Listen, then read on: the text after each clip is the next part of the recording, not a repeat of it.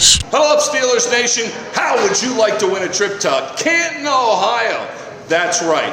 All you got to do is like Let's Talk Steelers on X, Facebook, and YouTube. You got to do the trifecta. Let's Talk Steelers. You'll be entered to win a trip to Canton, Ohio. So I want you to like Let's Talk Steelers. You'll be entered to win a room night in Canton, Ohio, and a tour of the Hall of Fame. So let's talk Steelers. Hey, welcome back to Let's Talk Steelers. I'm Tanky's Mike, and this is a beautiful bottle of parking chair vodka from Lawrenceville Distilling. You know what? Go down, see the guys down there, Joe DeGroot and his brothers. Get some parking chair vodka as gifts for people coming back to the Berg for the Christmas game, and you'll go, here's some parking chair vodka. Are you you can't get that in Seattle. Are you a vodka tailgate? Tuna fish vodka in Seattle. So you vodka tailgate, or is that what you do, or are you a beer tailgate? Yeah, I vodka tailgate. Or are you a bourbon whiskey? No, I go crazy like an Irishman if I drink whiskey. No. I learned that lesson a long time ago. You know who I hope has learned their lesson is your Pittsburgh Steelers went up against the Cleveland Clowns a couple weeks ago in that it looked like a snow globe got shaken up there, Mike.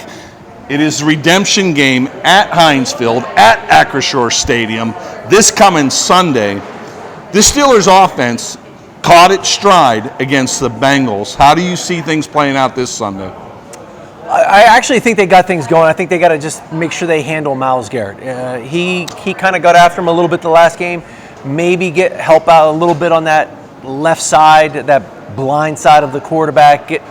Keep the tight end a half second longer. Get that chip in there, and then maybe get a little bit quicker passing game. Get the ball out fast. Don't allow him to have any impact on the game. Myles Garrett has 10 sacks on the year. No doubt he's formidable. Mike, I keep going back to the technique of the Steelers' offensive line. Now look, Dan Moore was thrown in the frying pan a couple years ago and trying to block for Big Ben. He has made strides. But again, just looking at the tape of Dan Moore against Myles Garrett in the last game, there's some fundamental techniques that are allowing Garrett to own him. I don't know necessarily it's so much just him. I mean, Myles Garrett, you have to give credit when credit's due. Myles Garrett is the defending player. I get it, but if your technique is off against Myles Garrett, he's going to exploit that. Yes, but I mean, he is one of the biggest, most, he's just a specimen. He's a human specimen. He's like the Javon Curse back when I played. He's a freak, and he's got no body fat on him. The guy's a big man. He can move. He can do basically whatever he wants. You're going to have to help out. It's tough. I mean, if you're going to go one-on-one with him, that ball has to be coming out quick, and I think Russell Wilson understands that. So they're going to have to, whenever they do want to go downfield, get the chip.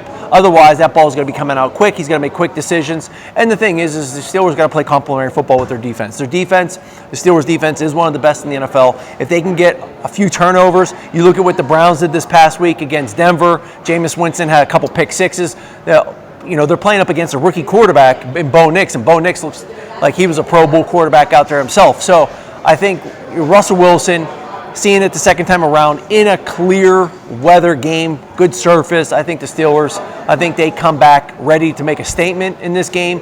They know this is a race to the finish with the Ravens. They get the first place seed right now in the AFC North. The Ravens are behind. They know that they can keep on that. They already got the win against the Ravens the first time. So now it's their job to handle the AFC North, and I think they come out big this week. Again, back to the Bengals game, I saw maturation in this Steelers offense, both with Arthur Smith's play calling, the diversity of it. Mike, he used so many weapons, and this offense is loaded with weapons. You look at George Pickens at wide receiver, it's a shame Austin got dinged up with that concussion. But let's talk about the running back position. What a wonderful position, kind of like your Detroit Lions have thunder and lightning in the backfield up here. You now have two, and you always have had a 1-2 punch in Najee Harris. Jaylen Warren looked beautiful last week, and now all of a sudden you're throwing Patterson in the mix with, I mean, he's drinking out of the fountain of youth. Well, yeah, it gives him a break. You saw how strong Najee is. Sometimes he gets into the habit of holding the ball with one hand, fighting for those extra yards, and he's got to make sure as long as he's fighting for those extra yards to cover that football up, because he coughed it up 2 weeks ago. You don't want to see that happen. It makes fans nervous a little bit. He does bounce around a little bit, but he needs to stay back to what you are. Najee Harris is the Thunder. Jaylen Warren is the Lightning, and then Cordell Patterson's a little bit of mixture of both.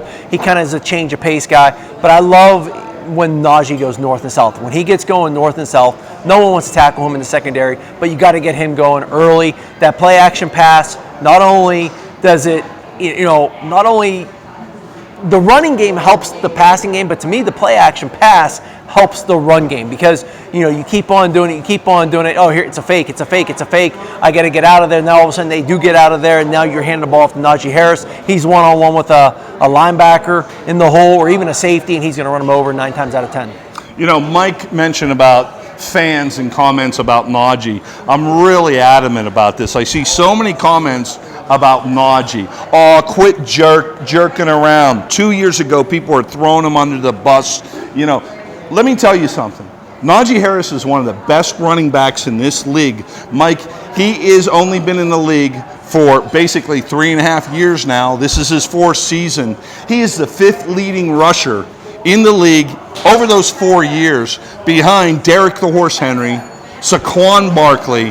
That's rarefied air. So I'm tired of you people in Yunzer Nation saying that Najee ain't no good. He dances around and he jukes around. Look, he is a special breed of running back. He runs like he runs in tandem with Jaylen Warren. Don't change your style. Keep running the way you're running. No, he's a big guy and he can run hard. He's got some good size to him as far as height-wise as well. Yeah, he's a big man. To me, is he that top tier with Saquon Barkley and Derrick Henry? Not quite. However, this would you rather he be the 39th? Well, as opposed to 5th? But what I'm saying is obviously this is a contract year for him. Someone's going to come and get paid. This might be a situation for him where, the Stil'rs can maybe, hey, you know what we do. We're going to give you a little bit.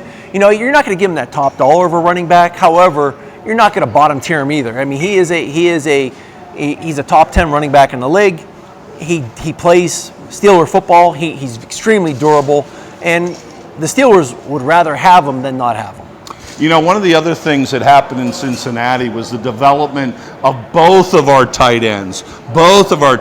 We've seen Washington throughout the first part of the schedule. He is what I knew he was out of Georgia. He will catch anything you throw at him.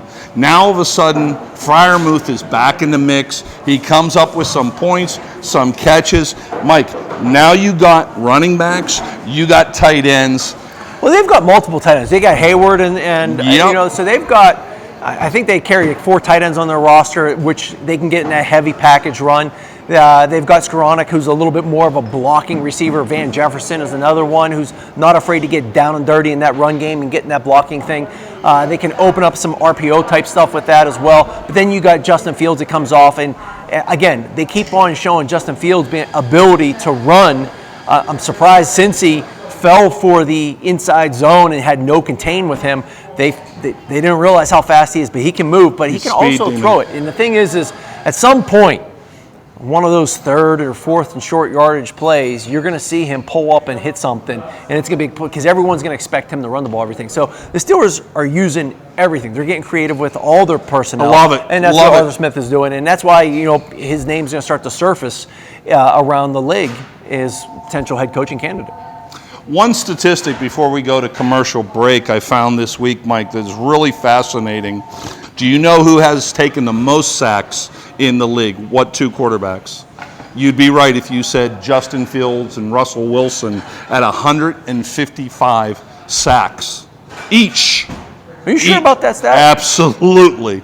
So that is a stat that concerns me. All right, when we come back, we're going to talk about, more Steelers versus the Clowns. I really don't like Cleveland. I don't like their lake. I don't like their beer. I don't like their fans.